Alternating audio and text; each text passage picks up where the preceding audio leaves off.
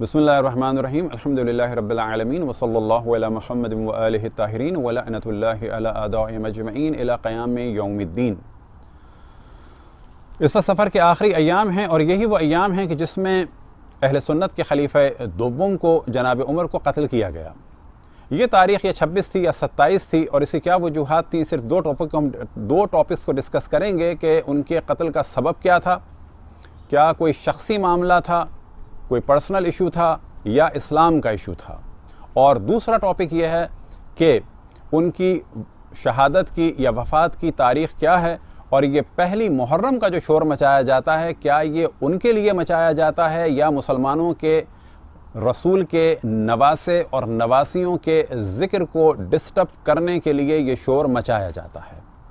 तो सबसे पहले आपके सामने हवाला है अल फ़ारूक़ का, और अल फ़ारूक़ के सफ़ा नंबर 66 में हज़रत उमर की शहादत 26 ज़िलहिज 23 हिजरी को हुई। और सबब इसका यह बयान किया कि मदीना मुनव्वरा में फ़िरोज़ नामी एक पारसी ग़ुलाम था जिसकी कुन्नियत अबू लुलू थी। याद रखें कि ये पारसी नहीं था, ये मुसलमान था और इसे बाज़ उलमा अहले सुन्नत ने मसीही भी कहा है, क्योंकि बचपन में इसको दीन के नाम पर ईसाई उठा के ले गए, बाद में दीन के नाम पर मुसलमान ले आए। अब ऐसे आलम में क्या होता एक आदमी का और उसने क्या किया फिर, तो यह आपके सामने वाज़ेह है। मदीना मुनव्वरा में फ़िरोज़ नामी एक पारसी ग़ुलाम था जिसकी कुन्नियत अबू लुलू थी। इसने एक दिन हज़रत उमर रज़ी अल्लाह ताला अन्हो से आकर शिकायत की कि मेरे आका मुग़ीरा इब्न शुअबा ने मुझ पर बहुत भारी महसूल मुकर्रर किया है, आप कम कर दीजिए। हज़रत उमर रज़ी अल्लाह ताला अन्हो ने तादाद पूछी। इसने कहा रोज़ाना 2 दिरहम, ब्रैकेट में लिखते हैं तकरीबन 7 आने उस ज़माने के हिसाब से। हज़रत उमर रज़ी अल्लाह ताला अन्हो ने पूछा तू कौन सा पेशा करता है? बोला कि नज्जारी यानी बढ़ई, नक्काशी यानी रंग का काम या पेंटिंग का काम, और आहनगरी यानी लोहार का काम। फरमाया इन सनतों के मुकाबले में रकम कुछ बहुत नहीं। फ़िरोज़ दिल में सख्त नाराज़ होकर चला गया और उसके बाद आपके सामने है कि यही चीज़ उनके कत्ल का सबब बनी। अब यहाँ पर जहन में रखें कि उनके कत्ल का जो असल सबब था वो ये था कि ग़ुलाम ने आके अपने आका की शिकायत की और उन्होंने अपने दोस्त और अपने गवर्नर को अहमियत दी और एक गरीब की बात को नहीं सुना। इसमें क़तअन कोई मौजू इस्लाम और कुफ्र का या ये कहना कि जी ईरानियों ने इंतकाम लिया है, उसने अपने प्रॉब्लम को सामने पेश किया और जब जवाब नहीं मिला तो उसने ये काम किया। तारीख़ मिल्लत की जो तालीफ़ है जनाब मुफ्ती ज़ैनुद्दीन आबदीन सज्जाद मेरठी और मुफ्ती इंतज़ामुल्लाह शहाबी अकबर आबादी की, तो वो पेज नंबर 291 में भी इसी मौजू को लिखते हैं कि हज़रत उमर फ़ारूक़ रज़ी अल्लाह ताला अन्हु की वफ़ात ज़ख्मी होने के तीसरे दिन 27 ज़िलहिज 23 को बुध की रात में वाक़ हुई और दूसरे दिन सुबह को दफन कर दिया गया। अब ये कहना कि पहली मुहर्रम, तो ये आपके सामने वाज़ेह है। उसके बाद आपके सामने हवाला है तक़रीब तहज़ीब का और इसका तर्जुमा किया है मौलाना नियाज़ अहमद ने और ये लिखी है अल्लामा इब्न हजर अस्क़लानी ने, और इसके पेज नंबर 658 में आपके सामने हाईलाइट है कि आपकी वफ़ात या शहादत हुई ज़ुल्हिज्जा के महीने में। इसमें तारीख़ बयान नहीं हुई लेकिन महीना बयान हो गया। अब आपके सामने है तारीख़ुल खुलफ़ा जलालुद्दीन स्यूती की, और यहाँ पर असबाब शहादत में वाज़े लिखा हुआ है कि ज़ोहरी कहते हैं कि हज़रत उमर रज़ी अल्लाह ताला अन्हु का तरीक़ाकार ये था कि किसी नाबालिग लड़के को मदीना मुनव्वरा में बाहर से दाखिल नहीं होने देते थे। एक बार हाकिम कूफ़ा हज़रत मुग़ीरा बिन शुअबा, अब ये वो मुग़ीरा बिन शुअबा है कि जो शराब के जुल्म में भी इसे सज़ा हुई और ज़िना के उसमें भी इसके लिए मुक़दमा हुआ, लेकिन एक शख्स बाद में गायब हो गया। अब ये मुग़ीरा इब्न शुअबा ने कूफे से आपको लिखा कि यहाँ एक बहुत ही होशियार और कारीगर लड़का मौजूद है, इसको बहुत से हुनर आते हैं, लोहार और बढ़ई का काम खूब अच्छी तरह करता है, नक्काशी बहुत उम्दा करता है। अगर आप इसको मदीने में दाखिले की इजाज़त दे दें तो मैं इसको वहाँ से रवाना कर दूँ ताकि वहाँ पहुँच कर अहले मदीना के काम आ सके। आपने इसको मदीने में दाखिले की इजाज़त दी और लिख दिया कि यहाँ भेज दो। हज़रत मुग़ीरा बिन शुअबा ने कूफे में इस पर 100 दिरहम का खराज आयद कर रखा था। यहाँ मदीने आकर इसने हज़रत उमर रज़ी अल्लाह अन्हु से हज़रत मुग़ीरा की शिकायत की कि उन्होंने मुझ पर बहुत टैक्स लगा दिया है। आपने फरमाया टैक्स ज़्यादा नहीं है। हज़रत उमर का जवाब इसको बहुत नागवार गुज़रा और गुस्से से तिलमिलाता हुआ वापस आ गया। चंद रोज़ के बाद हज़रत उमर रज़ी अल्लाह ताला अन्हु ने इसको फिर बुलाया और फरमाया तू कहता था कि अगर आप कहें तो मैं एक ऐसी चक्की तैयार कर सकता हूँ जो हवा से चलेगी। इसने کڑوے تیوروں کے ساتھ جواب دیا کہ میں آپ کے لیے ایسی چکی تیار کروں گا جس کا لوگ ہمیشہ ذکر کیا کریں گے۔ جب وہ چلا گیا تو حضرت عمر رضی اللہ تعالیٰ عنہ نے فرمایا کہ لڑکا مجھے قتل کی دھمکی دے کر گیا ہے، اور اس کے بعد کے بھی کچھ موضوعات ہیں۔ یہاں پر پھر اس کے بعد بیان ہوتا ہے کہ تاریخ شہادت و تدفین حضرت عمر رضی اللہ تعالیٰ عنہ 26 ذی الحجہ 23 ہجری بروز چہارشنبہ شہید ہوئے، اور یک شنبے چاند رات کو یعنی محرم کی چاند رات کو دفن کیے گئے۔ اب آپ کے سامنے اسی تاریخ الخلفاء کا عربی کا متن ہے، کان عمر رضی اللہ تعالیٰ عنہ، اور اس کے بعد سے لے کے یہ پہلا موضوع ہے، اور پھر تاریخ اس کی جو ہے وہ بیان ہوئی ہے پیج نمبر 244 پر، کہ جس میں واضح لکھا ہے لِأَرْبَعِ بَقِينَ مِنْ ذِي الْحِجَّةِ کہ ذی الحجہ کے 4 دن پہلے جو ہے آپ دنیا سے رخصت ہوئے۔ تاریخ طبری اب آپ کے سامنے ہے، جلد نمبر 3 اور صفحہ نمبر ہے 214، فاروق اعظم کی شہادت، اور یہاں پر بھی جو ہے وہ قصہ لکھا ہے غلام کا، اور یہاں پر ایک بات واضح کی ہے، اور وہ یہ کہ ایک دن حضرت عمر بازار میں گشت کر رہے تھے، آپ کو مغیرہ بن شعبہ کا غلام ابو لولو ملا، وہ عیسائی تھا۔ وہ بولا اے امیر المومنین، آپ مغیرہ بن شعبہ سے میری سفارش کر دیں کیونکہ مجھ پر بہت بڑا خراج لگا ہوا ہے۔ آپ نے پوچھا تم پر کتنا خراج ہے؟ وہ بولا روزانہ 2 درہم۔ آپ نے پوچھا تمہارا کیا پیشہ ہے؟ وہ بولا میسن بڑھئی ہوں، نقاش ہوں، لوہار ہوں۔ اس پر آپ نے فرمایا چونکہ تم کئی کام کرتے ہو اس لیے تمہارا خراج زیادہ نہیں ہے۔ یہ چیز سبب بنی کہ اس نے ان پر حملہ کیا۔ اب پیج نمبر 215 پر یہاں پر واضح ہے کہ اس نے خنجر سے حملہ کیا، اور اس کے بعد پیج نمبر 217 آپ کے سامنے ہے کہ جس میں لکھا ہے وفات و تدفین۔ آپ نے چہارشنبے کی شب 27 ذی الحجہ کو وفات پائی۔ اچھا، اب اس کے بعد جو ہے کچھ اور اقوال بھی ہیں، لیکن اگر آپ دیکھیں حضرت صہیب کی امامت تو یہاں پر عبد الرحمن ابن عوف نے مولا علی اور جناب عثمان کی توہین کی کہ جب یہ آگے بڑھے اور ایک جملہ کہا لا الہ الا اللہ، تم دونوں خلافت کے لیے کتنے خواہش مند ہو۔ یہ ایک صحابی 2 صحابیوں پر تہمت لگا رہے ہیں ہوا ہوس کی اور لالچ کی، کہ تم لوگوں کو لالچ ہے، کہ وہ بھی یہاں پر ہے۔ اب تصور سوال یہ پیدا ہوتا ہے کہ اگر یہ ہم جملہ کہہ دیں کسی اور فرد کے نام سے تو قتل عام کا بازار آپ گرم کر دیں گے کہ جی آپ نے تہمت لگا دی۔ عبد الرحمن ابن عوف نے جو توہین کی مولا علی کی اور جناب عثمان کی، اور ایک طرح سے تہمت لگائی کہ تم لوگوں کو خلافت کو شوق آگے بڑھ رہے ہو، تو اس کا کیا کیا جائے گا؟ تاریخ وفات میں اختلاف۔ بعض لوگ یہ کہتے ہیں کہ آپ کی وفات 1 محرم کو ہوئی، اس کو بھی ہم نے انصاف کے ساتھ بیان کر دیا۔ یاد رکھیں کہ تمام کتابوں میں صرف ایک یہ قول ہے، اس وقت جو حوالے آپ کو دیے، اور یہ بھی بعض لوگ یہ کہتے ہیں، اور عربی میں اس کے سامنے آپ کے سامنے متن پیش کیا جائے گا۔ یہاں پر آیا ہے قیلہ۔ قیلہ والے قول کی اہمیت نہیں ہوتی جبکہ مؤلف اپنا قول پہلے بیان کر چکے ہیں، اور یہی وہ قول ہے کہ جو تمام مؤلفین اہل سنت نے بیان کیا ہے۔ اسماعیل بن محمد بن سعد کی روایت ہے کہ حضرت عمر بروز چہارشنبہ 26 ذی الحجہ کو ہوئے، یا 26 یا 27، اور یہی آپ کو اگلے قول بعد میں نظر آئیں گے۔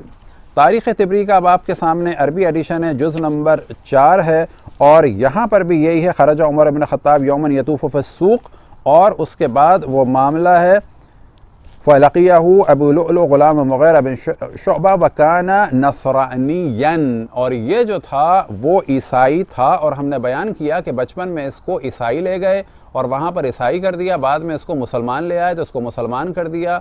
یہ مدینے میں رہتا تھا، اور یاد رکھیں کہ اس وقت غیر مسلمان کو مدینے میں رہنے کی اجازت نہیں تھی، بظاہر یہ مسلمان ہی تھا۔ رہ گیا معاملہ یہ کہ منافق تھا، تو منافق تو بھرے پڑے تھے رسول اللہ صلی اللہ علیہ وسلم کے دور میں بھی، اور سورہ منافقون بھی انہی کے لیے نازل ہوا، لیکن ان کے ساتھ معاملہ مسلمانوں ہی کا ہوتا تھا۔